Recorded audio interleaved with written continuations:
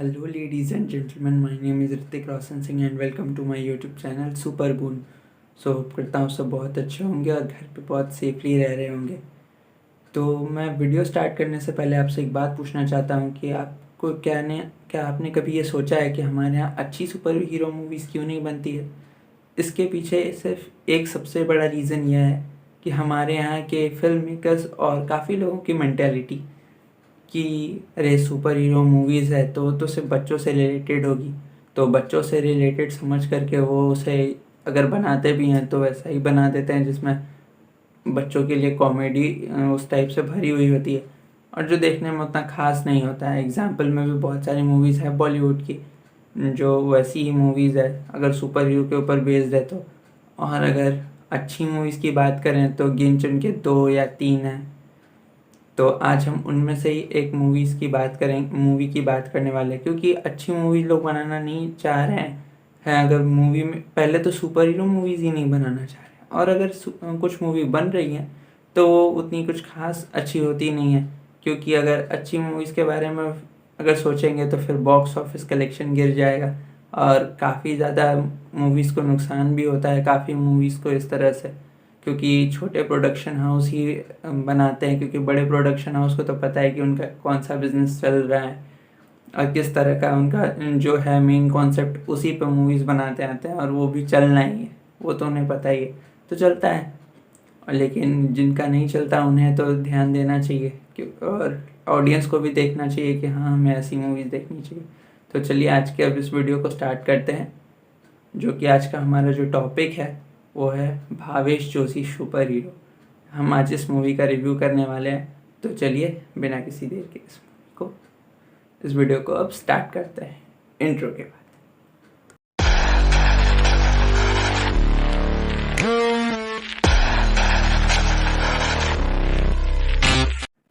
ये कहानी 3 student life के ऊपर बेस्ड है जिन्हें अन्याय, करप्शन, ये सब चीज़ पसंद नहीं है। वो चाहते हैं कि वो अपने देश के लिए कुछ अच्छा करें और वो फिर इस बारे में काफ़ी काम भी करते हैं, जिसके लिए उन्होंने एक यूट्यूब चैनल खोला था जहाँ पे वो लोग उसे प्रॉब्लम लेते थे कि हाँ आप अपने प्रॉब्लम्स बताइए और फिर वो प्रॉब्लम्स को रोकते थे जा के वहाँ पे।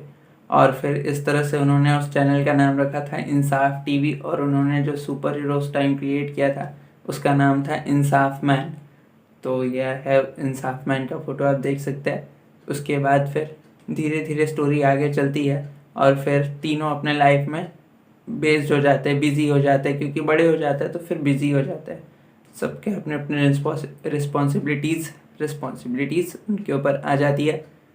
और फिर आता है इस कहानी का मेन ट्विस्ट, मतलब मेन गुंडा, विलेन, ओवर एक्टिंग हो गया, सॉरी।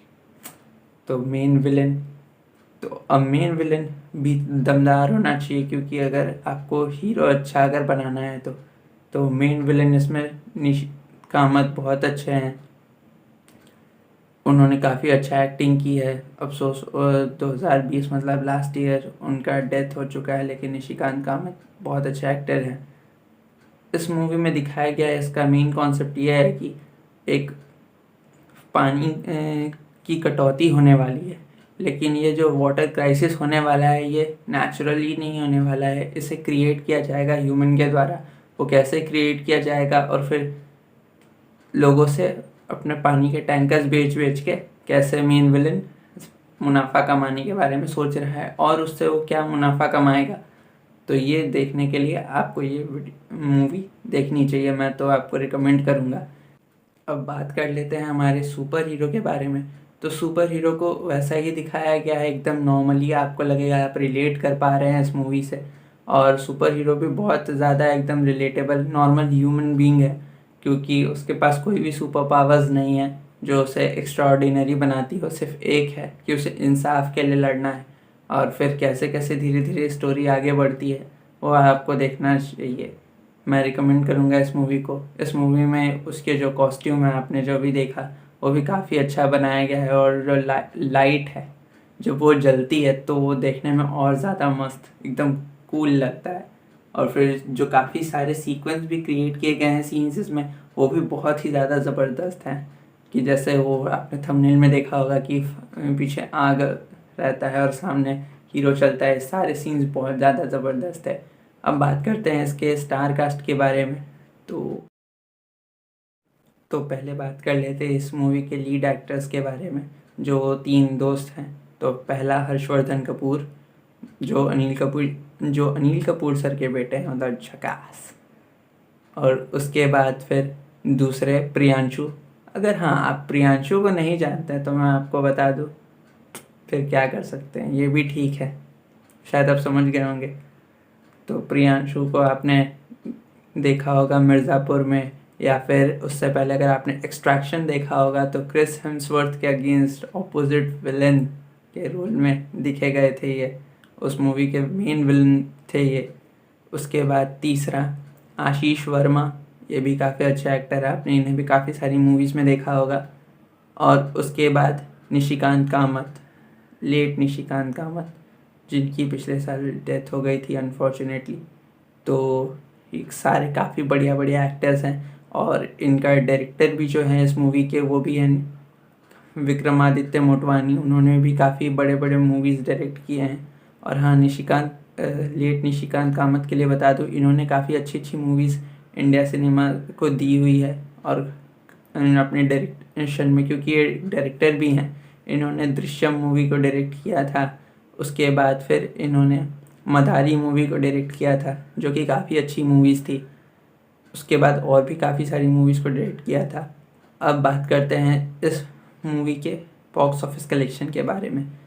30 करोड़ रुपए में बनी हुई ये मूवी मात्र 1.5 करोड़ रुपए कमाती है, जबकि इसकी IMDb रेटिंग 7.6 है। तो आप अंदाज़ा लगा सकते हैं कि अच्छी मूवीज़ का क्या हालत होता है। और भैया IMDb रेटिंग जिसके 2 होती है या फिर 1.3 ऐसे भी होती है, उनकी भी बॉक्स ऑफिस कलेक्शन 100 करोड़ के ऊपर होती है। फिर भी क्या कर सकते हैं, जैसे लोगों का मेन मास ऑडियंस अगर ऐसा ही चलता रहा तो आगे और जो अभी बन भी रहे हैं वो भी सुपर हीरो मूवीज़ कभी नहीं बनेगी। आज से 10 साल बाद भी सेम सिचुएशन रहेगा, अगर बनती भी है तो वही बच्चों वाली सुपर हीरो मूवीज़ बनेगी, अगर इंडियन ऑडियंस, मास ऑडियंस जो है उन्हें सपोर्ट ना करे। क्योंकि आजकल के टाइम पे इंडिया में सुपर हीरो के ऑडियंसेस हैं, लोगों को सुपर हीरो मूवीज़ देखना पसंद है। क्योंकि अवेंजर्स कोई देख लो, DC मार्वल हमें काफ़ी पसंद आता है, तो हमें इंडियंस भी पसंद आएंगी। क्योंकि लेकिन मूवी वैसा बनाना चाहिए। मैं तो आपको ये मूवी ज़रूर रिकमेंड करूँगा, क्योंकि ये बहुत एकदम ग्राउंड लेवल पे बनी हुई मूवी है, आपको पसंद आएगी। और इसमें ऐसा भी नहीं दिखाया कि सुपर हीरो एकदम टॉप क्लास एक्शन करते हुए अनरियलिस्टिक एक्शन चल रहा है, अकेले बंदा सबको धो रहा है, नहीं, एक नॉर्मल ह्यूमन बीइंग जैसे लड़ सकता है वैसे ही ये लड़ रहा है इस मूवी में। तो आपको ये मूवी देखना चाहिए, मैं आपको ज़रूर रिकमेंड करूँगा। और नेक्स्ट वीडियो के लिए वेट करें, टिल देन बाय बाय। और प्लीज़ सब्सक्राइब कर देना अगर सब्सक्राइब नहीं किया है तो।